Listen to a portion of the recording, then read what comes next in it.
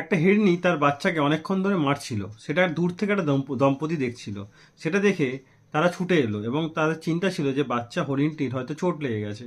সে বাচ্চা হরিণটিকে তারা ডক্টরের কাছে নিয়ে গেল। ডক্টর দেখলো হালকা কিছু চোট লেগেছে, সেরকম গম্ভীর কোনো চোট নেই। তাকে সে বাড়িতে নিয়ে এলো, বাড়িতে নিয়ে এসে ভালো করে গরম জলে স্নান করালো। তারপর তাকে দুধ খাওয়ালো।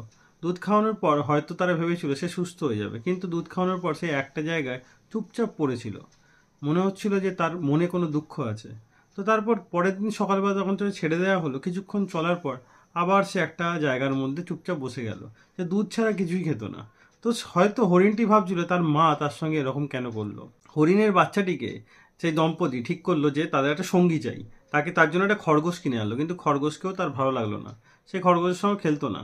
তো ফাইনালি তারা দুজনে মিলে তাকে সময় দিতে শুরু করলো, তাকে একসঙ্গে খেলতো, তার সঙ্গে খাবার শেয়ার করতো এবং কোথাও গেলেও তাকে সঙ্গে নিয়ে যেত। তো হরিণটিও এবার তার যে দম্পতির সঙ্গে মিশে গেল। সেই হরিণটি সেই খরগোশটির সঙ্গে একসঙ্গে খাবার খেত।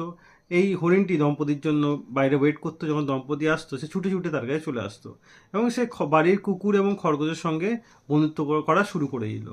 তো আস্তে আস্তে হরিণটি বড় হয়ে গেল এবং সেই দম্পতি ভাবলো যে তাদের ডিসিশন ঠিক ছিল। যদি সেই দম্পতির ভালোবাসা হরিণটি না পেত, হয়তো তার মা তাকে ছেড়ে রেখে অন্য কোথাও চলে যেত এবং অন্য কোনো প্রাণী হয়তো তাকে মেরে দিত। হরিণটির মা কেন এরকম করলো সেই দম্পতিও সেটা জানতো না, কিন্তু হরিণটির মাকে তারা আর কখনোই সেই জায়গায় দেখেনি। ভিডিওটা দেখে এটি বোঝা যায় কোনো প্রাণীকে যদি আপনি সাহায্য করেন, সে তার কৃতজ্ঞতা সারা জীবন ভোলে না এবং আপনার ভালোবাসার প্রতিদান অবশ্যই দেয়। ভিডিওটি ভালো লাগলে অবশ্যই লাইক করে শেয়ার করে দেবেন।